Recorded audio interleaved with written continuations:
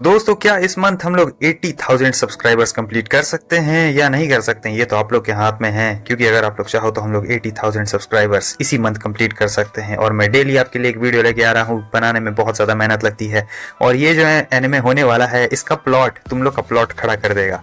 तो तुम लोग देखना, बहुत ही ज्यादा मजा आने वाला है तुम लोगों को। ठीक है, तो चलिए बिना किसी देरी के वीडियो को शुरू करते हैं। एक यंग गेमर जिसकी आंख खुलती है तो वो देखता है कि ये पेड़ के नीचे सोया हुआ था। असल में ये अपना गेमिंग सेशन खत्म करके सोया था, लेकिन अब ये अचानक से कहीं और पे पहुंच चुका है। देखता है कि ये क्या, मेरे पास तो आर्मर है और ये शाइनिंग आर्मर है जो बिल्कुल किसी नाइट की तरह लगता है, जो सिग्निफाइज कर रहा होता है कि ये एक होली नाइट है और ये गेम के अंदर पहुंच चुका है।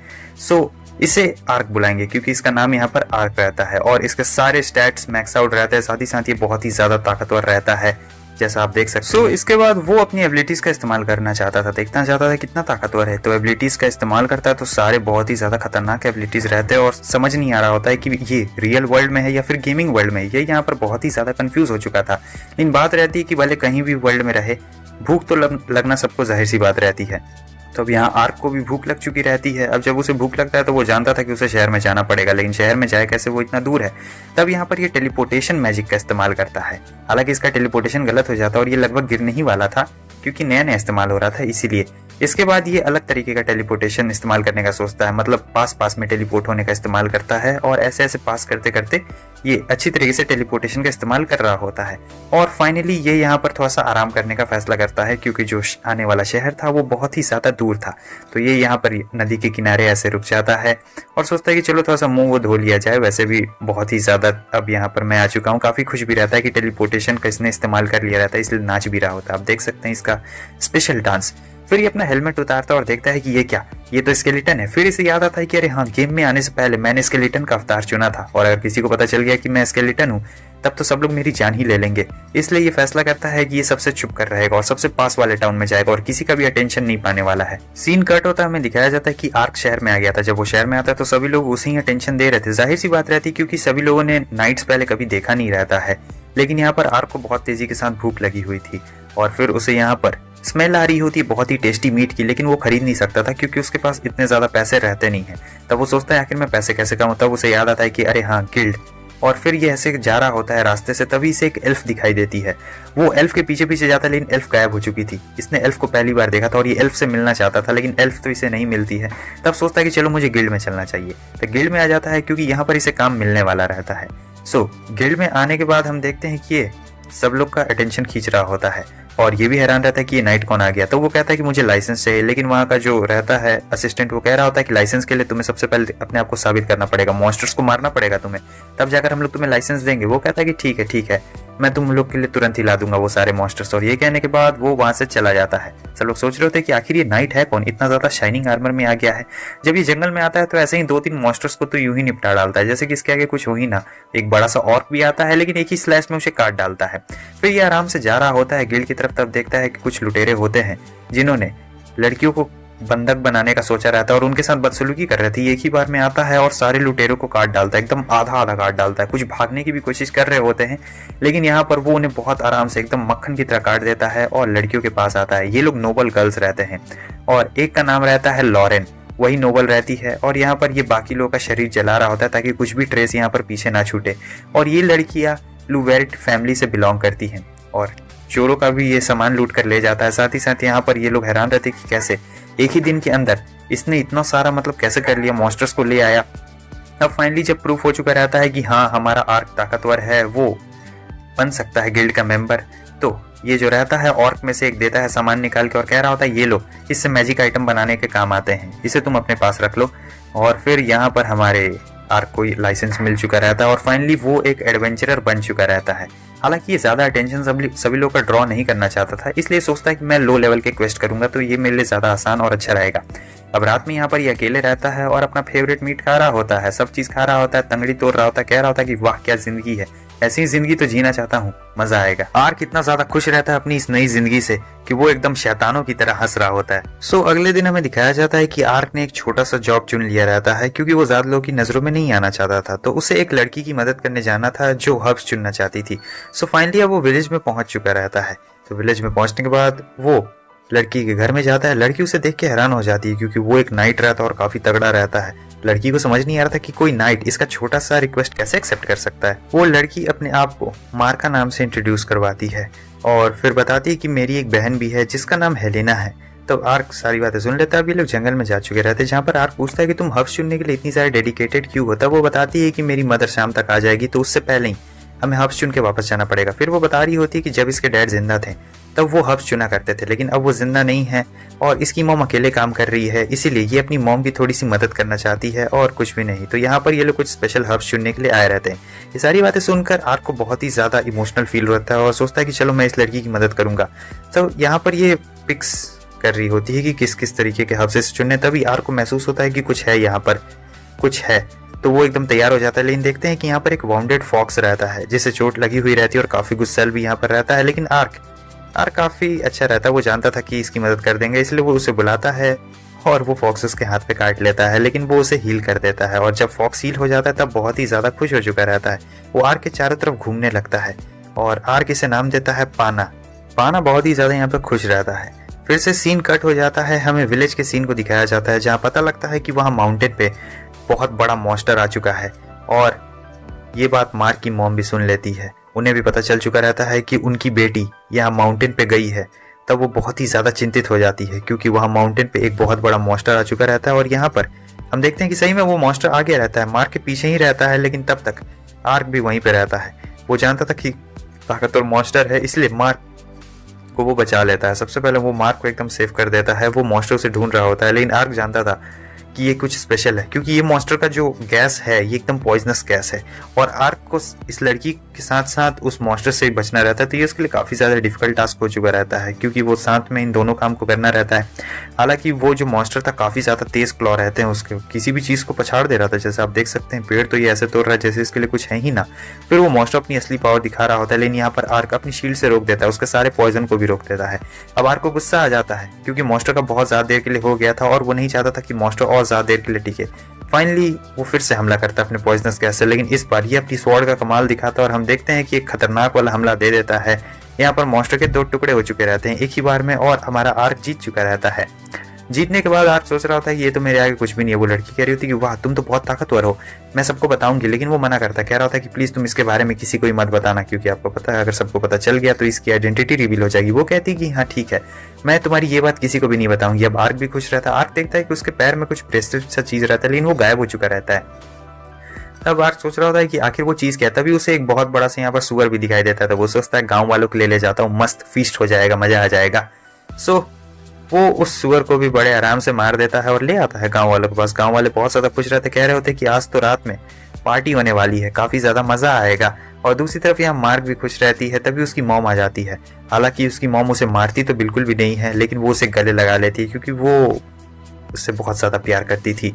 और साथ ही साथ आर्क को भी शुक्रिया अदा कह रही होती है। आर्क उनसे माफी मांग रहा होता है कि मैंने बिना आपसे कहे आपकी बेटी को मतलब पहाड़ के पीछे ले गया। तो उसकी मॉम कहती है कि नहीं, तुमने मेरी बेटी की जान बचाई है, इसके लिए मैं तुम्हारा बहुत बहुत शुक्रिया कहती हूँ। साथ ही साथ आर्क उनसे ये भी झूठ बोल देता है कि नहीं, उसने कोई भी मॉन्स्टर फॉरेस्ट में नहीं देखा है। तो सब लोग को यकीन भी हो जाता है और फिर यहाँ पर उनके बीच में बातचीत होती है और फाइनली हमारा आर्क कहता है कि तुमसे मिलने वापस से मैं जरूर आऊंगा और बाय बाय कह के यहाँ से चला जाता है। इसका पहला मिशन कंप्लीट हो चुका था।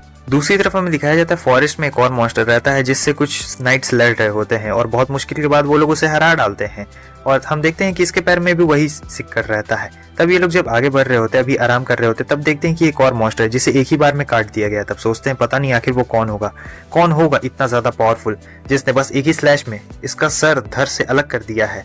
और इधर दूसरी तरफ हमें हमारे आर्क को दिखाया जाता है जो कि खारा पीरा मौज कर रहा होता है बहुत आराम से। फिर इसे एक और मिलता है मिशन जहां पर ये कुछ लुटेरों को मारने के लिए जा रहा होता है। बड़े आराम से सारे लुटेरों को मार देता है। मारने के बाद देखता है कि ये क्या, यहाँ पर तो बहुत सारा खजाना भी है, लेकिन लुटेरों ने कुछ को बंदी भी बना रखा था, लेकिन वो सब पता नहीं कहाँ भाग गए थे। अब उन्हें ढूंढना रहता है। सीन कट होता है, हमें सिटी लॉर्ड को दिखाया जाता है। सिटी लॉर्ड यहाँ पर बहुत ज्यादा ही गुस्से में रहता है क्योंकि उसे समझ में नहीं आ रहा था कि आखिर ये सब क्या चल रहा है, क्योंकि उसे लॉरेन को मारना था। प्रिंसेस लॉरेन आपने पहले देखा होगा। तभी उसका बंदा आता और बता रहा होता है कि वो सभी फेल हो गए हैं। तब ट्रिटन को यकीन नहीं होता है कि कैसे कुछ चोर मिल के मार कैसे नहीं पाए, एक छोटी सी लड़की ही तो थी। हालांकि वो जानता था कि इसने मॉन्स्टर्स भेजे हैं, जंगल में मॉन्स्टर्स भी इसी ने भेजे हुए रहते हैं, लेकिन उन मॉन्स्टर्स को भी किसी ने मार दिया और वो पहले से मर चुके हैं। असल में ये ट्रिटॉन है, ये प्रिंस के लिए काम करता था।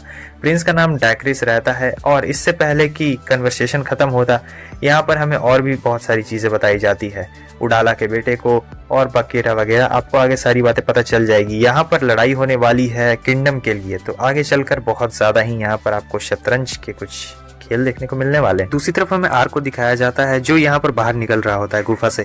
तभी हमें एल्फ गर्ल देखते हैं जो कि काफी तेजी के साथ उस पर हमला करने के लिए आ जाती है, क्योंकि ऐसा लगता है कि ये भी चोरों के साथ है। ये उसे समझाने की कोशिश कर रहा होता है लेकिन वो समझने को तैयार नहीं रहती है। तभी उसकी नजर पॉन्टो पे जाती है। असल में ये एक स्पिरिचुअल बीस्ट रहता है और जिसके पास ये स्पिरिचुअल बीस्ट रहता है वो आदमी बुरा नहीं हो सकता है। तब वो एल्फ गर्ल बता रही होती है कि मुझे माफ करना, मैंने तुम पे गलती से हमला कर दिया। असल में बात यह है कि ये जितने भी चोर है ये छोटी छोटी एल्फ लड़कियों को लेके जा रहे हैं और उन्हें ब्लैक मार्केट में बेच रहे हैं और मुझे उन्हें बचाना था। तो मैंने पहले ही बहुत को बचा लिया है लेकिन कुछ यहाँ पर रह गए थे तो मैं उन्हें मारने के लिए आई हूँ। तब ये बताता है कि अंदर कोई भी कैपेटिटिव नहीं है, मैंने सारे गुंडों को मार दिया है। फिर ये कह रही होती है अपने मिशन के बारे में। वो तब हमारा आर्क कहता है कि मैं भी तुम्हारी मदद करूंगा, लेकिन वो कहती है कि मुझे ह्यूमंस की मदद की कोई भी जरूरत नहीं है। और यही कहने के बाद वो वहां से जाने लगती है। लेकिन यहाँ पर आर्क बहुत ज्यादा खुश रहता है क्योंकि वो एल्फ गर्ल से मिलना चाहता था। वो बहुत खुश था और जानता था मुझे इसकी मदद करना है। सुबह के सीन को दिखाया जाता है। आर्क यहाँ पे निकल चुका रहता है उस एल्फ गर्ल को ढूंढने के लिए, लेकिन ढूंढते ढूंढते इससे लड़कियों की आवाज सुनाई देती है और हमें दिखाया जाता है कि अब इसका मिशन शुरू हो जाता है। यहाँ पर कुछ चोर रहते हैं जो एल्फ गर्ल्स को परेशान कर रहे थे। ये उड़ान होता है, उनका लीडर रहता है।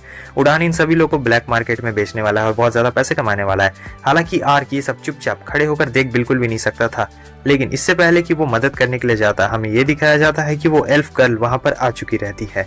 वो काफी तेजी के साथ आती है और सारे चोरों को मारना शुरू कर देती है।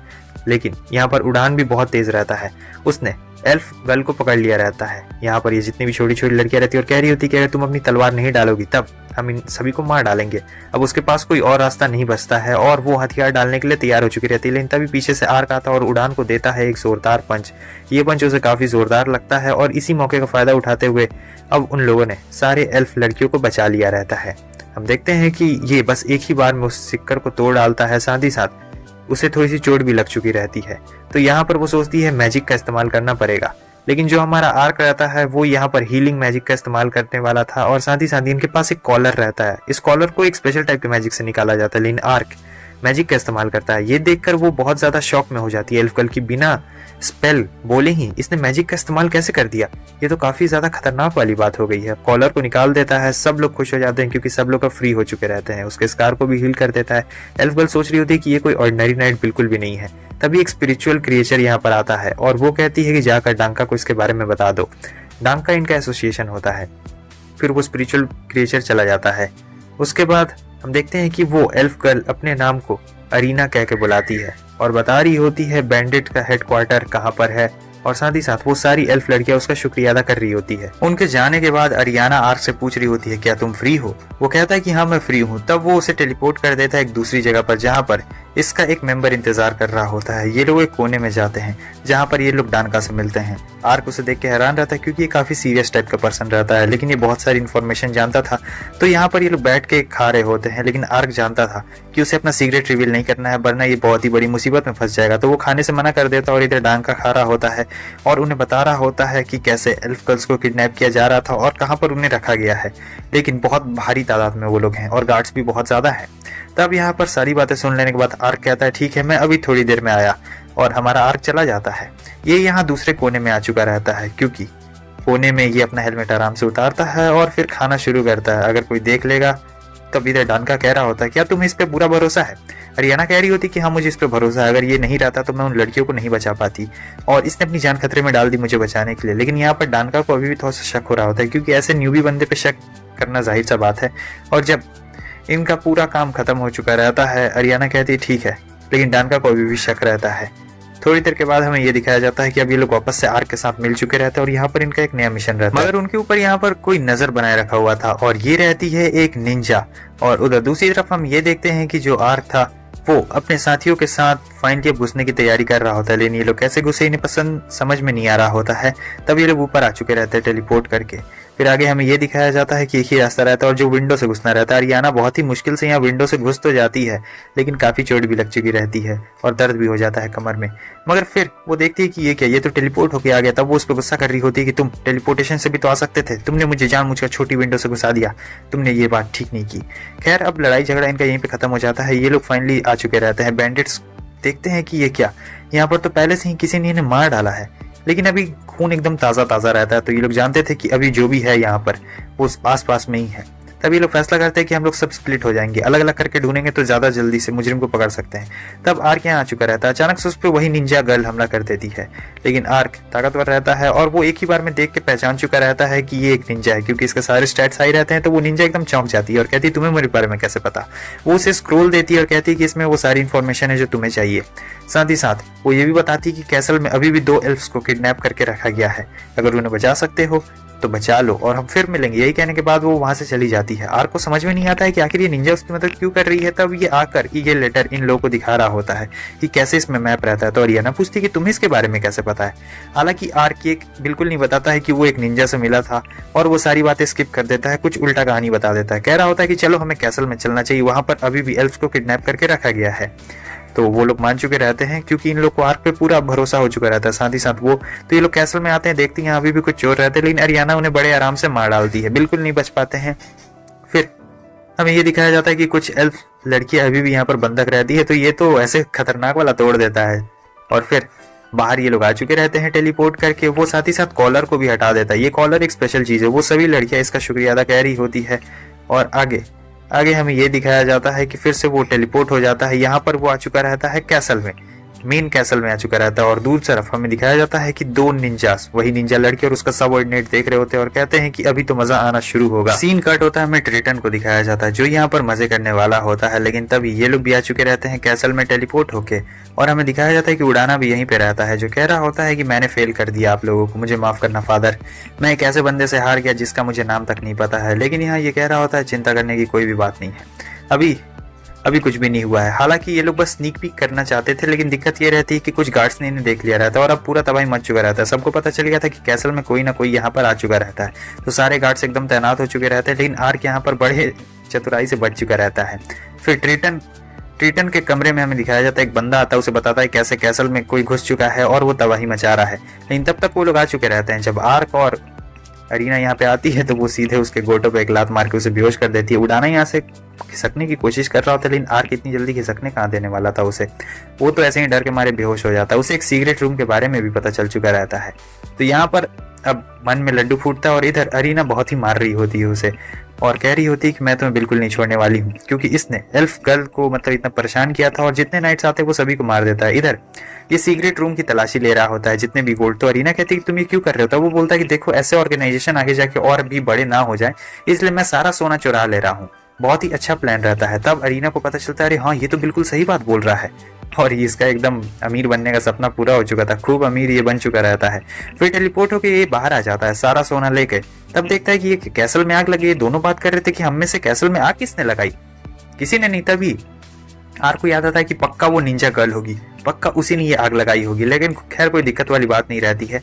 लेकिन अरीना ने जो उससे वादा किया था वो उसे पैसे देती है, वो ले लेता है और कहता है कि मैं तुम्हारी मदद जरूर करूंगा। वो कहती कि हाँ क्यों नहीं मदद करोगे। फिर वो कहती तुम मेरे साथ रह सकते हो। तब आर्क बहुत ज्यादा खुश हो जाता है, लेकिन कहती है कि तुम्हें अपना हेलमेट उतारना पड़ेगा, यही दिक्कत रहती है। वो कहती है चिंता मत करो, तुम कैसे दिखते हो मुझे इससे फर्क नहीं पड़ता है, तुम चाहो तो आराम से अपने हेलमेट को उतार सकते हो। मैं तुम्हें अपने एल्फ विलेज में लेके जाऊंगी, लेकिन उससे पहले एल्डर्स की इजाजत लेनी पड़ेगी। आर्क कह रहा होता है कि नहीं हेलमेट मैं नहीं उतारूंगा, तुम डर जाओगी। लेकिन वो कहती है कि नहीं मैं नहीं डरने वाली हूँ। अब जब इतनी सारी वो बात बोल देती है तब ये अपना हेलमेट उतारता है और वो देखती है कि ये क्या, ये तो स्केलेटन है। लेकिन वो डरती नहीं है। वो कह रही होती है कि हो सकता है कि तुम श्रापित हो, तुम पे कर्ज का इस्तेमाल हुआ हो, इसीलिए तुम इस तरीके से हो। वो उसे ऐसा बिल्कुल भी नहीं लग रहा होता, लेकिन हमारा आर्क जानता था कि इसने गेम में कैरेक्टर ऐसा चुना है, इसलिए इसका ये हाल है। इसे कोई श्राप व्राप नहीं लगा है, लेकिन वो मानती है कि नहीं चिंता मत करो, मैं तुम्हारी मदद करूंगी, मैं तुम्हारे ऊपर से तुम्हारा ये श्राप जरूर हटा कर रहूंगी। सीन कट होता है। इस तरफ हमें राजा को दिखाया जाता है जिसने अपने दोनों बेटों और अपनी बेटी के साथ बैठकर यहाँ पर ये फैसला कर रहे होते हैं कि एल्फ के साथ ये क्या करना है, मतलब रिलेशनशिप अच्छा करना है या फिर रिलेशनशिप बुरा कैसे हो गया। क्योंकि ये बात एकदम पूरी फैल चुकी रहती है कि एल्फ को इन लोगों ने बंधक बना के रखा हुआ रहता है। और यहीं पर इसी बात को लेकर इन सभी के बीच में झड़प भी हो चुकी रहती है। हालांकि वो जो लेडी रहती है वो एक अकेली यहाँ पर फीमेल रहती है, लेकिन इसकी एक और बहन थी, अभी वो गायब रहती है यहाँ से। आगे चलकर आपको कनेक्शन सारे पता चल जाएंगे। दूसरी तरफ हम देखते हैं कि अरियाना और आर्क अभी एल्फ विलेज की तरफ आगे बढ़ रहे होते हैं इस एल्फ वाले मैटर को सेटल करने के लिए। हालांकि इनकी जर्नी थोड़ी लंबी भी रहती है, तो आर्क सारा एकदम इंतजाम कर लेता है। अरियाना बहुत ज्यादा खुश रहती है। और इधर दूसरी तरफ हमें प्रिंसेस को दिखाया जाता है जो कि अपनी बहन सरियाना से मिलने के लिए गई रहती है। ये येलो वाली प्रिंसेस रहती है और वो ब्लैक वाली भी प्रिंसेस रहती है, लेकिन ये उसकी बहन रहती है। और इस तरफ फाइनली ये लोग पहुंच चुके रहते हैं आर्क विलेज में। लेकिन यहाँ दिक्कत ये रहती है कि सबसे पहले अरियाना एल्डर से मिलने के लिए जाएगी, उसके बाद ही हमारे आर्क को परमिशन मिलेगी कि वो अंदर आ सकता है या फिर नहीं आ सकता है। तो अरियाना सबसे पहले अंदर चली जाती है और कहती है तुम यहीं रुकना। अब पूरा दिन एकदम बोर हो रहा होता है, तभी अरियाना आ जाती है और कहती है चलो।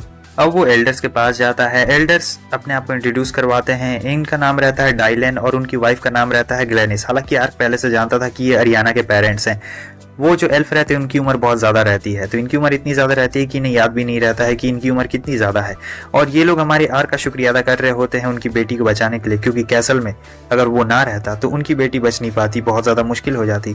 फिर यहाँ पर ये लोग सारी बातें कर रहे होते हैं जो भी अरियाना ने पहले ही बता दिया रहता है। जितनी भी बात रहती है सारी बात यहाँ पर सब पता रहती है। फाइनली अब ये लोग डिनर के लिए बैठते हैं, तो डाइलन आर्क से कह रहे होते हैं अपना हेलमेट उतारने के लिए। वो नहीं उतार रहा होता। अरियाना कहती है चिंता मत करो, मैंने सारी बातें इन लोगों को पहले ही बता दी है, तो अब कोई डरने वाली बात नहीं रहती। तो वो अपना हेलमेट उतारता है। अब जब सुबह उठता है देखता है कि सोक यार ये क्या, मेरा तो पूरा शरीर ही कंकाल है। वो देखता है कि डाइलन और अरीना तो यहाँ से जा चुके रहते हैं और सिर्फ ग्लेनिस रहती है। तो ग्लेनिस कहती चलो मैं तुम्हें थोड़ा सा विलेज दिखा देती हूँ। तो उसे विलेज दिखा रही होती है और बता रही होती है कि वॉर के बाद से सारे एल्फ्स अलग अलग टुकड़ों में बढ़ चुके हैं, मतलब एक छोटा छोटा विलेज इन लोगों ने अपना बना लिया है। फिर आर्क देख रहा होता है कि यहाँ पर कुछ वो लड़कियां भी रहती है जिसकी मदद आर्क ने पहले की रहती है, तो वो आती है, इसे शुक्रिया कह रही होती है। आर्क यहाँ पर बहुत ही ज्यादा खुश रहता है। फिर ग्लेनिस कहती है क्यों ना मैं तुम्हें थोड़ी सी ट्रेनिंग दे दूं, और ये अरीना से ज्यादा पावरफुल रहती है। अरीना को भी इन्होंने ही सारी चीजें सिखाई रहती है। तो आर्क यहाँ पे लड़ रहा होता है। हालांकि उसे पता चल चुका रहता है कि उसके सारे स्टैट्स मैक्स होने के बावजूद भी वो ग्लेनिस से जीत नहीं सकता है, क्योंकि ग्लेनिस की एबिलिटी बहुत ही ज्यादा खतरनाक रहती है। भले वो कितनी बार भी कोशिश कर ले लेकिन हार ही रहा होता है, बिल्कुल बच्चे की तरह हरा रही होती है उसे। सीन कट होता है। इधर हमें अरियाना और डाइलन को दिखाया जाता है जो आ रहे होते हैं। तभी वहां पर इसकी सिस्टर आ चुकी रहती है। अरियाना ये सुन के बहुत ज्यादा शॉक में रहती है कि उसकी बहन शादी करने वाली है, क्योंकि इसकी बहन थोड़ी मिलिट्री टाइप वाली होती है और ये कभी भी हाउसवाइफ बनने का सपना नहीं देखती थी। तो ये सुनकर अरियाना यहाँ पर थोड़ा बहुत ज्यादा शौक रहती है। फिर वो अपने राजकुमार के बारे में बता रही होती है कि कैसा कैसा होगा और सारी बातें बता रही होती है। और दूसरी तरफ हमें दिखाया जाता है कि आर्क की तो हालत खराब हो चुकी रहती है। उसके बाद वो नहा लेता है थोड़ा, हालांकि कंकाल सूप बन रहा था यहाँ पे। अब डिनर के वक्त ये लोग आर्क को बता रहे होते हैं कि एल्डर्स ने एक्सेप्ट कर लिया है और आर्क अब अरीना के साथ आ सकता है नए मिशन पे, जहां पर इन्हें करप्ट ह्यूमंस के बारे में पता लगाना है। हालांकि आर्क इन सभी लोगों से बहुत ज्यादा अमीर रहता है, तो ये लोग आर्क को पैसे तो नहीं दे सकते थे। तो ये लोग इससे वादा करते हैं कि हम लोग तुम्हें कर्ज से जरूर फ्री कर देंगे। और फिर कर्ज से फ्री करने के लिए अभी यहाँ पर इन्हें एक और चीज करनी पड़ती है। इन्हें ड्रैगन लैंड में जाना पड़ेगा। वहां पर एक पौधा उगता है, तो उस पौधे को लाना पड़ेगा। लेकिन वहां पर स्पिरिट्स भी रहती हैं और कोई भी अगर उन स्पिरिट्स को छेड़ने की कोशिश करेगा तो वो स्पिरिट्स उसे छोड़ेंगे नहीं। लेकिन ये लोग एल्फ रहते हैं और एल्फ का उन स्पिरिट्स के साथ थोड़ा सा कनेक्शन रहता है, तो अगर ये लोग चाहे तो ये लोग कर सकते हैं और ये लोग आर्क को वापस से ह्यूमन बना सकते हैं, जैसा उसका ह्यूमन फ्लैश रहता है। तो आर्क ज्यादा सोचता नहीं है, क्योंकि उसे तो बस एल्फ के साथ मजे करने थे और कुछ भी नहीं, ह्यूमन बनने से मजा नहीं रहता है। तो वो तो मान चुका था। अब यहाँ पे रात में जब ये सो रहा होता है तब थोड़ा सा स्पेल का इस्तेमाल करके देखता है कि अगर इसका फ्लैश रहेगा तो ये कैसा दिखता। तो ये इस्तेमाल करता है, लेकिन देखता है कि मैजिक ज्यादा देर के लिए नहीं रहता है। तो समझ जाता है कि सचमुच ये एक कर्स ही है, मतलब कोई गेम का कोई नियम होगा। फिर ये रात भर अपनी पूरी बॉडी पे ट्राई करता है और पता लगा लेता है कि ये कैसा दिखता है। फाइनली ये लोग अपनी जर्नी के लिए निकल चुके रहते हैं। इनकी जर्नी थोड़ी लंबी रहती है और यहाँ पर अरियाना को आर्क के बारे में बहुत सारी चीजें भी पता चलती हैं कि कैसे जो हमारा आर्क है उसे बग से बहुत ही ज्यादा डर लगता है और वो भागने लगता है। तब ये लोग आ चुके रहते हैं यहाँ रेस्टोरेंट में खाना खाने के लिए और बात कर रहे होते हैं, जहाँ पर अरियाना कहती है कि हम लोग शॉर्टकट का इस्तेमाल करेंगे, फॉरेस्ट से गुजर जाएंगे। तभी वहां पर वेट्रेस आ जाती है और कह रही होती है कि नहीं फॉरेस्ट से मत गुजरना, क्योंकि आजकल फॉरेस्ट में कुछ वुल्फ्स का झुंड है जो कि बहुत खतरनाक हो चुका है। साथ ही साथ मॉन्स्टर्स भी है, वो लोग बहुत ही ज्यादा खतरनाक है और वो उन्हें नहीं जाने की सलाह देती है। लेकिन अरियाना को उस फॉरेस्ट से ही जाना था, क्योंकि फॉरेस्ट से जाएंगे तो शॉर्टकट पड़ेगा। इधर दूसरी तरफ हमें प्रिंसेस को दिखाया जाता है। ये भी एल्फ से बात करना चाहती थी और ये भी उसी डायरेक्शन में जा रही होती है जहां पर हमारा आर्क और अरियाना जा रहे होते हैं। और इस तरफ ये लोग जंगल में आ चुके रहते हैं। लेकिन जंगल में जैसे आते हैं हम देखते हैं कि ये अरियाना बताती है कि वो जानबूझ के जंगल से आना चाहती थी, क्योंकि वो अपनी बहन को एक सुंदर सा गाउन गिफ्ट करना चाहती थी वेडिंग ड्रेस के तौर पर, जो कि वुल्फ के शरीर से बना होगा, मतलब उसके फदर से बना होगा। वुल्फ का नाम लिया और वुल्फ भी आ चुका रहता है हमला करने के लिए। लेकिन ये वुल्फ छोटे मोटे रहते हैं तो इनके सामने ज्यादा टिक नहीं पाते हैं। हालांकि ये वुल्फ का लीडर रहता है जो कि काफी खतरनाक रहता है। आर्क उसके पीछे आके हमला करता है और देखता है कि ये क्या, इसके पैर में भी वही वही चीज़ बंधी हुई है जो कि आर्क ने पहले उस मॉन्स्टर के पैरों में देखा हुआ रहता है। तभी वो वुल्फ आता हमला करने के लिए, लेकिन वो उसे शांत करा देता है। वो उसे जान से नहीं मारता है, वो उसके इस बैरियर को तोड़ देता है और जैसे तोड़ता है वुल्फ यहाँ पे अजीब एक्टिंग करने लगता है। फिर सारे वुल्फ्स को बुला लेता है, वहां से चला जाता है। वो देखता है कि ये चीज़ फिर से गायब हो चुकी रहती है, लेकिन यहाँ पर अभी भी एक वुल्फ बचा हुआ रहता है और अरियाना को फर चाहिए रहता है, तो वो उस वुल्फ का फर निकालना शुरू कर देती है। और इधर दूसरी तरफ हमें रास्ते में प्रिंसेस को दिखाया जाता है। ये जा ही रही होती है, लेकिन अचानक से हमें ये दिखाया जाता है कि प्रिंसेस के काफिले पे हमला हो चुका रहता है। बहुत सारे असैसिन्स यहाँ पे आगे रहते हैं प्रिंसेस को मारने के लिए, और अचानक से इनका गाड़ी रुक चुका रहता है। वो असैसिन्स बहुत ही ज्यादा खतरनाक रहते हैं। प्रिंसेस को तो वो यूं ही मार देते हैं, साथ ही साथ उसकी बहन को ही मार देते हैं। कोई भी यहाँ पर नहीं बचता है।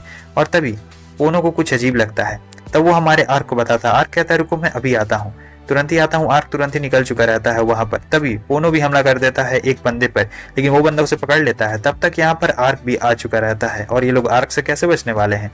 आर्क इतना ज्यादा ताकतवर रहता है और वो देख के बहुत ही ज्यादा गुस्से में रहता है कैसे प्रिंसेस को मार दिया गया था।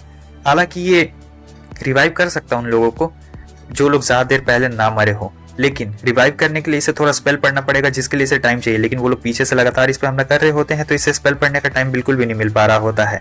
तो सबसे पहले इसे बैंडिट्स को खत्म करना पड़ेगा, यानी उन असैसिन्स को, और फिर जाकर कहीं ये प्रिंसेस और बाकी सभी लोगों को रिवाइव कर सकता था। मगर ये करना अभी थोड़ा मुश्किल हो रहा होता है, क्योंकि वो लोग भी ताकतवर रहते हैं और स्पेल्स का लगातार इस्तेमाल करते जा रहे होते हैं।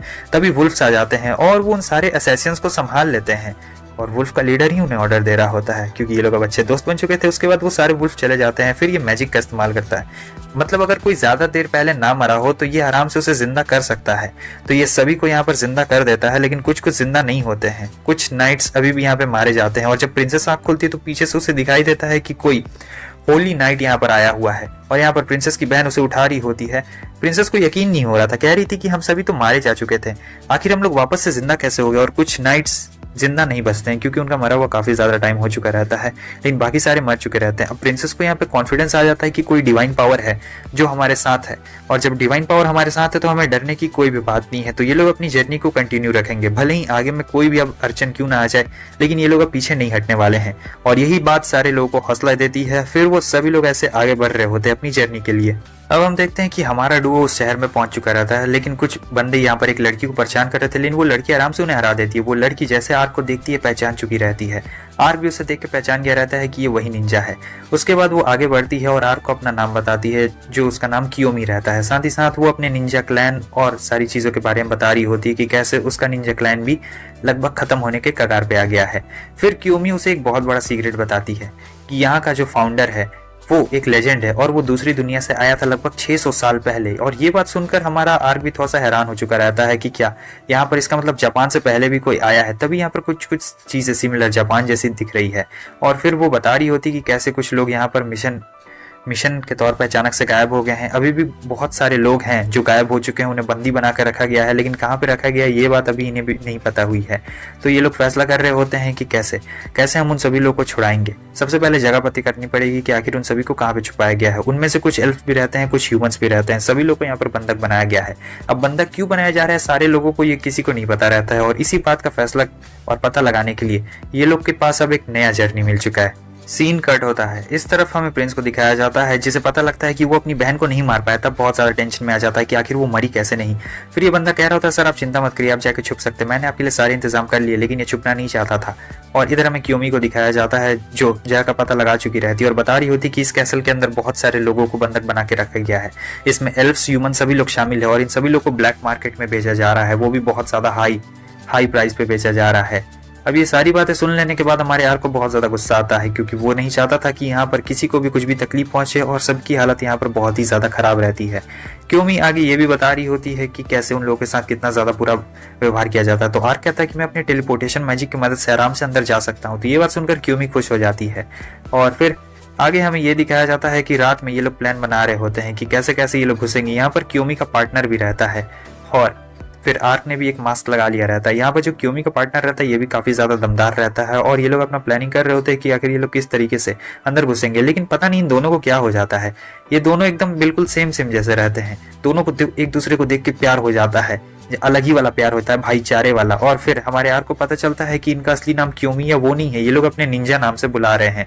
और फिर वो बंदा हमारे आर्क के पास में आता है और दोनों एकदम भाई भाई जैसे रहते हैं, भाईचारा बढ़ गया रहता है। फाइनली ये लोग कैसल में घुस चुके रहते हैं, जहाँ पर सारे गार्ड्स भी तैनात रहते हैं और दूसरी तरफ पीछे से ये लोग जाने वाले रहते हैं, क्योंकि मेन गार्ड्स आगे जाने वाले थे और पीछे से वो दोनों आने वाले थे। तो यहाँ पर ये दोनों आराम से संभाल रहे होते सारे गार्ड्स को। सबको पता चल गया था कि कैसल में अब हमला हो चुका है, इसलिए सारे लोग तैनात हो चुके थे। ये भी अब सतर्क हो चुका था, लेकिन ये और लॉस नहीं सह सकता था। कहता है जितने सैनिक ले जा सकते हो ले जाओ, क्योंकि मैंने पहले ही बहुत लॉस सह लिया है, पहले ही सारे एल्फ्स भाग चुके हैं। अब यहाँ पर खतरनाक वाला हमला हो रहा था, कोई भी नाइट टिक नहीं पा रहा था उन सभी लोगों के खिलाफ। फिर ये लोग पीछे के दरवाजे से जाते हैं, अंदर घुस चुके रहते हैं। आगे सारा सेल्स खोल दिया जा चुका रहता है, जितने भी रहते हैं सब लोग यहाँ से निकलना शुरू कर देते हैं। फिर बीच में एक जगह इकट्ठा हो चुके रहते हैं। क्यूमी और अरीना यहाँ पर आगे रहते हैं, साथ ही साथ आर्क भी आ चुका रहता है यहाँ पर। अब फाइनली ये बंदा पीछे रुक जाता है, क्योंकि कुछ गार्ड्स को संभालना था और इस तरफ ये लोग जितने भी बचे हुए लोग रहते हैं सबको छुड़ा डालते हैं। जितने भी रहते हैं बीस्ट पीपल, साथ ही साथ और कुछ की बॉडी भी रहती है, मतलब यहाँ पर वो लोग मर चुके रहते हैं, टॉर्चर सह नहीं पाते हैं। ये इसके बीस्ट पीपल रहते हैं, क्योंकि ये निंजा भी बीस्ट क्लैन से बिलोंग करती थी, तो बहुत ज्यादा उदास रहती है। लेकिन आर्क अब सभी लोग को टेलीपोर्ट कर रहा होता है कि करके सभी लोग को यहाँ जंगल के बाहर ले आता है ताकि, और फिर मदद करने आ जाता है अपने दोस्त की, क्योंकि वो जानता था कि अकेले इतना संभालना मुश्किल है, इसलिए वो वापस से हमला करना शुरू करता है। और इन दोनों का जब एक साथ में हमला होता है तब कोई भी टिक नहीं पाता है, पूरा कैसल ही तबाह कर दिया था उन लोगों ने। फाइनली टेलीपोर्ट होकर यहाँ वापस आ जाते हैं। आर्क जानता था कि जो मरे हुए हैं उन सभी को भी लेके आ जाता है, और फाइनली जो अरीना रहती है उन सभी को श्रद्धांजलि देती है कि उनकी जो स्पिरिट है वो दुखी ना हो, वो खुश रहे। और देख सकते हैं आप स्पिरिट्स को। सीन फिर से चेंज होता है, हमें सेकंड प्रिंस को दिखाया जाता है। ये बंदा कह रहा होता है कि सर आप टेंशन मत लीजिए, मैंने सारे प्लानिंग कर लिए। लेकिन प्रिंस बहुत ही ज्यादा गुस्से में रहता है, क्योंकि उसका हाथ में सब था, सब खो गया। अचानक से उसे स्टैब कर दिया जाता है और यही बंदा करता है।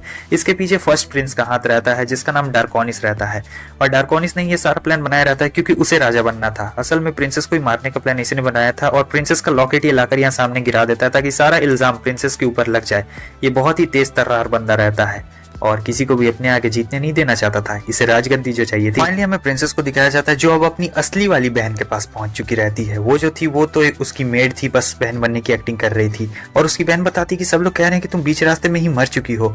तब प्रिंसेस बता रही होती कि प्लीज तुम ये बात किसी को मत बताना कि मैं अभी भी जिंदा हूँ, क्योंकि सब लोग को लग रहा था कि प्रिंसेस मारी जा चुकी है। और प्रिंसेस को पता रहता है कि इन सभी के पीछे उसका भाई का ही हाथ है, तो वो अच्छी तरीके से जानती थी। साथ ही साथ उसको पता चल गया था कि उसके छोटे भाई यानी दूसरे भाई की मौत हो चुकी थी।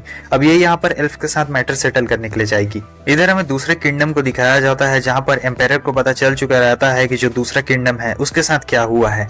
मतलब वो पूरी तरीके से तहस नहस हो चुका है। और ये जो बंदा रहता है ये बहुत ही ज्यादा शातिर रहता है। ये कह रहा होता है कि ठीक है आगे चलो देखा जाएगा। इसका भी बहुत कुछ प्लान रहता है और बहुत पीठ पीछे इसका ही वार रहता है, और बता रहा होता है कि हाँ मैं उस किंग को जानता हूँ, उसने बेवकूफ़ी वाली चाल चली है, लेकिन चिंता मत करो, मैं उसे अपने पैरों के तले दबा कर रखूंगा। दूसरी तरफ हमें दिखाया जाता है जब ये दोनों अपनी जर्नी पे रहते हैं तो इन्हें बहुत सारे लिबरेट मिल चुके रहते हैं, जो कि ड्रैगन टाइप के ही रहते हैं। तो यहाँ पर इन्हें शिकार तो करना ही पड़ता। तभी आर्क निकल चुका रहता है उनका शिकार करने के लिए। अरीना कह रही होती इतने सारों का कैसे शिकार करोगे। तब वो दिखा रहा होता है कि किस तरीके से वो एक एनर्जी फोर्स फील्ड क्रिएट करता है और बहुत ही खतरनाक यहाँ पे लाइटिंग स्ट्राइक होने लगती है। और दूर से उन्हें एक एल्फ देख रहा होता है, साथ ही साथ लिख भी रहा होता है उनके सारी बारीकियों के बारे में। और फिर हम दिखाया जाता है कि जब ये लोग बैठे रहते हैं तब अरीना कह रही होती कि हमें मैप चाहिए ताकि हम इस जगह पे पहुंच सके। तभी वो एल्फ आ जाता है जो उन्हें देख रहा था। ये लोग देख के हैरान हो जाते हैं। अरीना उसे देख के हैरान हो जाती, कह रही होती तुम दिखा क्यों रहे हो कि तुम एल्फ हो, अपने कान बंद करो। लेकिन वो बंदा उसे कह रहा था चिंता मत करो, मैं 10 साल से यहाँ पे रह रहा हूँ, सब लोग मुझे जानते हैं, ये लोग मुझे अच्छे से ट्रीट करते हैं। हालांकि अरीना को अभी भी इस बात पे यकीन नहीं हो रहा था। वो बंदा कहता है कि मैं तुम लोग को मैप दे सकता हूँ वहां पर जाने का, लेकिन इसके बदले मुझे एक मदद चाहिए। देखो मैं एक बायोलॉजी का स्टूडेंट हूँ और मुझे अलग अलग स्पेसिमेन को कलेक्ट करना पसंद है, तो मैं चाहता हूँ कि तुम लोग एक स्पेसिमेन को कलेक्ट करने में मेरी मदद करो और उसके बदले में मैं तुम्हें मैप दे दूंगा। हालांकि आर्क भी इसके बारे में ज्यादा सोचता नहीं है, क्योंकि वो बंदा ठीक दिख रहा होता है। आर्क को बिल्कुल भी शक नहीं हो रहा होता उस बंदे के ऊपर, और वो ऑफर भी कर रहा होता है मैप को। कहता है तुम मेरी मदद करो और ये मैप ले जाओ। फिर ये दोनों मान चुके रहते हैं क्योंकि इन लोगों को मैप की बहुत ज्यादा जरूरत रहती है। अगले दिन के सीन को दिखाया जाता है जहाँ पर ये लोग आ चुके रहते हैं। इससे चाहिए रहता है एक वॉर्म, एक डेजर्ट वॉर्म को इसे पकड़ना रहता है। वो उन्हीं के बारे में बता रहा होता है कि मुझे वो स्पेसिमेन चाहिए। अचानक से वो डेजर्ट वॉर्म भी आ चुका रहता है, लेकिन वो बहुत बड़ा रहता है। अरियाना उस पर हमला करने की कोशिश तो करती है, लेकिन उसके फायर टैक्स उसके ऊपर कुछ काम नहीं कर रहे होते। वो हमला करने वाला था, लेकिन तब तक आ चुका रहता आर्क, अरियाना को बचा चुका रहता है। ये देखकर सब लोग बहुत हैरान रहते हैं कि वो बस अपने पावर से ही उस वॉर्म को ऐसे उठा कैसे रहा है, क्योंकि वॉर्म बहुत ही ज्यादा भारी रहते हैं। और एक ही बार में वो वॉर्म को भी खत्म कर डालता है। वो देखता है कि वॉर्म के ऊपर भी वही नेकलेस रहता है, लेकिन बाकी कोई भी देख नहीं पाता है। फिर फिर हमें आगे ये दिखाया जाता है कि जैसा कि सेल्फ ने इन लोगों से वादा किया था, वॉर्म को ये लोग कैप्चर कर लेते हैं और ये उन लोगों को मैप दे देता है। हालांकि अरियाना को अभी भी कुछ चीजें क्लियर नहीं होती है। तब ये बता रहा होता है कि तुम्हें नहीं लगता है कि एल्फ और इंसान पहले से ज्यादा अच्छे दोस्त बन रहे हैं? ऐसा इसलिए क्योंकि इस साम्राज्य के जो राजा हैं उन्होंने एल्फ लड़की से शादी की है। ये सुनकर तो अरियाना एकदम हैरानी हो जाती कि ऐसा कैसे हो गया। हमें फुम्बा को दिखाया जाता है। ये वही बंदा रहता है जो इन सभी हरकतों के पीछे था। मतलब वो जो कॉलर आप देख सकते हैं सारे जानवरों पे, उसी के पीछे रहता है। तो फुम्बा लड़कियों को लेकर आ चुका रहता है एक अलग जगह पे। हालांकि यहाँ एक अंदर में अलग ही क्रिएचर रहता है और फुम्बा को जरा भी दया नहीं रहती है। वो लड़कियों को फेंक देता है उस क्रिएचर को खाने के लिए। वो क्रिएचर क्या था ये अभी तक बिल्कुल भी पता नहीं लगाया जा सकता था, लेकिन क्रिएचर काफी ज्यादा खतरनाक है। आप देख सकते हैं कितने ज्यादा वहाँ उसके ऊपर लॉकेट लगे हुए हैं। इस तरफ ये लोग फाइनली शहर में आ चुके रहते हैं जहाँ पर इन्हें पहुंचना रहता है और मेन काम इसी शहर में रहता है। तो शहर में जैसे पहुंचते हैं तभी हमारे आर्क को दिखाई दे देता है कि कैसे कुछ जो गुंडे हैं वो यहाँ लड़कियों को परेशान कर रहे हैं। और फिर जब वो गुंडे को परेशान करते हैं तब पता चल चुका रहता है कि ये लोग फुम्बा के लिए काम करते हैं। वो लड़की एकदम चिपक जाती है आर्क से। तभी अरियाना आ जाती है। ये देख के अरियाना बहुत ही ज्यादा गुस्सा हो जाती है। अरियाना थोड़ी सी जेलस भी फील कर रही होती है, तो वो आर्क से बात नहीं कर रही होती कैसे कोई और लड़की आ सकती है। और ये लोग बताते हैं कि लोग फुम्बा के लिए काम कर देते हैं। इधर फुम्बा की टेंशन बढ़ गई रहती है कि उसके आदमी पकड़े जा रहे हैं और ज्यादा आदमी नहीं बचे हुए हैं उसे अपने बीस्ट को खिलाने के लिए। अब रात में हम देखते हैं कि फाइनली ये लोग उस जगह पे आ चुके रहते हैं जहां पर फुम्बा का अड्डा रहता है और यहीं पे सभी को बंधक बना के भी रखा गया होता है और इन्हें नहीं पता रहता है। लेकिन असल में जो इंसान है जिन्हें बंधक बना के रखा गया है उन्हें बीस्ट को खिलाया जा रहा था। सो इधर हमारी अरियाना थोड़ी सी गुस्सा में रहती है। वो कह रहा होता है कि अरे गुस्सा करने वाली कोई बात नहीं है, लेकिन वो बोलती है कि नहीं मैं गुस्सा बिल्कुल भी नहीं हूँ और फिर आगे बढ़ रही होती है। यहाँ पर ये लोग धीरे धीरे कर अंदर पहुंच जाते हैं। अरियाना को इस जगह पे एक सीक्रेट पैसेज मिलता है जो कि सीधे जाता है एकदम नीचे की तरफ जहाँ पर सभी को कैदी बनाया गया था और वगैरह सारी चीजें रहती है। तो वो लोग पहुंच चुके रहते हैं। देखती है कि ये क्या, यहाँ भी कुछ गायब है। ये लोग और अंदर पहुंचते तो फुम्बा आ चुका रहता है। फुम्बा बीस्ट टेमर रहता है। बीस्ट टेमर इसका मतलब वो जो बीस्ट्स को कंट्रोल करता था। और यहाँ अरियाना अचानक से हमला करने लगती है आर्क पे। आर्क को कुछ समझ नहीं आता है। तब ये बताता है कि मैं बीस्ट टेमर हूँ और यहाँ पर अरियाना को उसने कंट्रोल कर लिया था। हालांकि आर्क अपने मैजिक में से पता लगा लेता है कि कैसे उसे कंट्रोल किया जा रहा है और यहाँ पर अरियाना को याद आ रहा होता है अपनी बहन का कि कैसे उसने बताया था कि लड़ना कैसे है, लेकिन फिर भी वो हमला कर रही थी। उसके बॉडी के ऊपर उसका कुछ कंट्रोल नहीं था। आर्क देख लेता है कि कैसे ये जो बीस्ट है यही उसे कंट्रोल कर रहा है। तब वो उस बीस्ट को तुरंत ही जला डालता है और यहाँ अरियाना बेहोश हो चुकी रहती है। जब ये बेहोश हो गई थी तब यहाँ पर फुम्बा के पास बहुत ही अच्छा मौका था कि वो भाग सकता या फिर आर्क के ऊपर हमला कर सकता, लेकिन उसने आर्क के ऊपर हमला करना ज्यादा सही समझा क्योंकि वो समझता था कि वो कमजोर है। अब कह रहा होता है कि सारे इंसान कुछ भी नहीं है, मैं इन सारे इंसानों को बीस्ट को खिला देता हूँ। जब वो सारी बातें बता देता है आर्क को कि कैसे वो बीस्ट को खिला देता था इंसानों को, ये सुनकर आर्क को बहुत ज्यादा गुस्सा आ रहा होता है कि वो निर्दोष लोग की जान ले रहा है सिर्फ इन बीस्ट को खिलाने के लिए और ये बहुत ही बेहुदा टाइप का इंसान है। जब सारी बातें पता चल जाती है तब आर्क आता है और कहता है मेरा बीस्ट ही तुम्हारे लिए काफी है। आर्क उस बीस्ट के तो ऐसे ही टुकड़े कर देता है, मतलब कुछ फर्क ही नहीं पड़ता है। फिर वो कहता है कि मेरे पास और भी बहुत सारे बीस्ट है। तो बहुत सारे बीस्ट आ जाते हैं, लेकिन वो सारे बीस्ट को एकदम स्लैशेस करने लगता है बिल्कुल ब्रेड की तरह। तभी एक आता है अरीना की तरफ हमला करने के लिए, लेकिन तब तक कियोमी आ चुकी रहती है यहाँ पर और कियोमी ने बचा लिया रहता है। कियोमी के साथ साथ उसके पार्टनर्स भी आए हुए रहते हैं। वो अकेली यहाँ पर बिल्कुल भी नहीं आई हुई रहती है। जैसा आप देख सकते हैं अब सब लोग मिलकर सारे बीस्ट को हरा देते हैं। अब यहाँ पर फुम्बा की तो हालत खराब हो चुकी रहती है। उसे भागने का मौका मिल चुका रहता है क्योंकि अब धीरे धीरे कैसल गिर रहा होता है। कहता है कि मैं तो यहाँ से भाग जाऊंगा, तुम लोग अपना देख लो तुम लोग का क्या होने वाला है। वो भागना शुरू करता है, कैसल गिर रहा होता है इसलिए ये सभी को टेलीपोर्ट करके बाहर निकाल देता है। लेकिन हमें ये दिखाया जाता है कि जो सबसे खतरनाक मॉन्स्टर यानी हाइड्रा रहता है, बहुत ही ताकतवर मॉन्स्टर रहता है और फुम्बा ने हाइड्रा को ऑर्डर दे दिया था कि वो शहर पे हमला करे। हालांकि वो रूल्स के खिलाफ था कि शहर पे हमला नहीं करना, लेकिन फिर भी वो शहर पे हमला करने के लिए कह देता है। अब जो हाइड्रा था वो अकेले तो आर्क उसे नहीं हरा सकता था। हाइड्रा हमला करता आर्क के ऊपर, लेकिन आर्क सही में हाइड्रा के पावर को संभाल लेता है। ये देखकर क्योमी भी हैरान हो जाती है कि तुमने हाइड्रा के ब्लास्ट को कैसे रोक दिया, मतलब ये ब्रेथ तो एकदम पूरे शहर को तबाह कर सकती है लेकिन तुमने रोक दिया है। अब इधर आर्क कह रहा होता है कि मैं उसे अकेले संभाल लूंगा और यहाँ पर वो हाइड्रा को ऑर्डर देता है कि जाओ सबको तबाह कर दो, शहर को सबसे पहले तबाह करना है। फुम्बा बहुत ही ज्यादा खुश रहता है कि अब कोई भी नहीं बचने वाला है, सबके सब मारे जाएंगे क्योंकि हाइड्रा आगे बढ़ रहा था और उसे रोकने वाला कोई भी नहीं था। हालांकि हमारे आर्क के पास भी इतनी दम नहीं था कि वो हाइड्रा से एकदम फिजिकल बैटल में कॉम्बैट टू कॉम्बैट लड़ सके। ये अपनी पावर बाहर निकाल रहा था और इधर क्योमी कह रही होती तुम चिंता मत करो, मैं इधर सारी चीजें संभाल लूंगी, तुम फुम्बा को संभालो, मैं बाकी लोगों को देख लूंगी। लेकिन उसे हाइड्रा को भी देखना रहता है क्योंकि हाइड्रा ही मेन मुसीबत रहती है और फुम्बा भी मेन मुसीबत रहता है। अरियाना अचानक से उठ चुकी रहती है और काफी ज्यादा गुस्से में रहती है क्योंकि उसने सारी बातें सुन ली थी फुम्बा ने क्या क्या कहा था और वो कहती है आज से तुम्हारा मदद करने के लिए बहुत बहुत शुक्रिया। यहाँ पर अब अरियाना उठ चुकी रहती है तो उसके लिए काम थोड़ा सा आसान रह गया था क्योंकि क्योमी उतनी ज्यादा पावरफुल नहीं रहती है, लेकिन अरियाना बहुत ही ज्यादा पावरफुल थी और वो गुस्से में भी इस बार रहती है। और फिर ये लोग प्लान करते हैं कि कौन किसके पीछे जाने वाला है। तब हमारा आर्क भी पूरी तरीके से रेडी हो चुका रहता है। इस तरफ ये हाइड्रा बहुत ही क्लोज पहुंच चुका था, लेकिन हमारा आर्क आ जाता और देता हाइड्रा को एक जोरदार खतरनाक वार। फुम्बा एकदम हैरान हो जाता है कि आखिर ऐसा कैसे हो सकता है। ये हमला तो कर रहा होता है, लेकिन हाइड्रा को कार्ड भी डालता है। मगर दिक्कत ये रहती है कि रीजनरेशन एबिलिटी रहती है, तो वो बार बार रीजनरेट कर ले रहा होता है अपने आप को।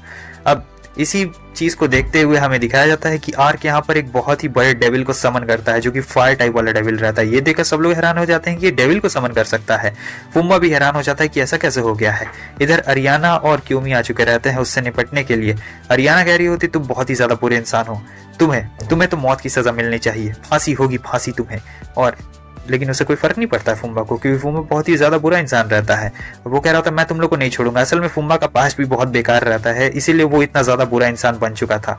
अभी अपनी पावर एक्टिवेट कर रहा था, लेकिन क्योमी पीछे से वार करके, ये जो पीछे आप निशान देख सकते हैं इसी से पावर एक्टिवेट होती थी, तो वो उसके सारे निशान को हटा देती तो उसकी पावर एक्टिवेट नहीं होती और फाइनली जो अरीना रहती है उसे ब्लू फ्लेम से जला डालती है। फुम्बा का खेल खत्म। और इधर हमें दिखाया जाता है कि हाइड्रा का भी खेल खत्म हो चुका रहता है, क्योंकि रिंग टूट चुका रहता है। साथ ही साथ ये दोनों मिलकर हाइड्रा की ऐसी की तैसी कर देते हैं और फाइनली यहाँ पर एक जो बहुत बड़ा खतरा था वो टल चुका रहता है। अब इनके पास कोई भी खतरा नहीं रहता है। इनका मिशन यहाँ पर पूरी तरीके से कंप्लीट हो चुका रहता है। वो कहते हैं लेकिन इस फायर मॉन्स्टर का क्या होने वाला है? कहता है चिंता मत करो, कुछ देर के बाद अपने आप ही ये गायब हो जाएगा। और इधर वो पैरोट आ जाता है, जहाँ पर बता रहा होता है कि कैसे प्रिंसेस ने एल्फ के एल्डर से समझौता कर लिया है कि इंसान उनके लिए खतरनाक नहीं है, और इंसानों और एल्फ के बीच में अब समझौता हो चुका है कि जो भी कुछ हुआ था वो बस एक मिसअंडरस्टैंडिंग थी और कुछ भी नहीं। लेकिन दोस्तों ये तो बस इसका सीजन 1 था, अभी इसका सीजन 2 रिलीज होना बाकी है। अभी इसका सीजन 2 रिलीज नहीं हुआ है, क्योंकि अभी जो मेन कहानी है वो एकदम प्लॉट ट्विस्ट पे जाकर खत्म हो चुकी है। अगर आपको ऐसा लग रहा है कि कहानी बची हुई है तो आप बिल्कुल सही समझ रहे हो, और कहानी इससे भी ज्यादा शानदार होने वाली है, क्योंकि अभी कुछ ऐसे कैरेक्टर्स बचे हुए हैं जो पीछे से वार करते हैं। और आपको पता है कि ऐसे ऐसे कौन कैरेक्टर्स है? मुझे तो इस बंदे पे बहुत ज्यादा शक है, क्योंकि ये बहुत ही ज्यादा स्मार्ट बंदा लग रहा है। साथ ही साथ अगर आपको वीडियो अच्छी लगी लाइक कर देना, चैनल पे नहीं हो तो सब्सक्राइब जरूर करना, हाँ अपने दोस्तों के साथ शेयर जरूर करना। फिर मिलते हैं नेक्स्ट एपिसोड में। 1000 का लाइक टारगेट रहेगा। Bye bye.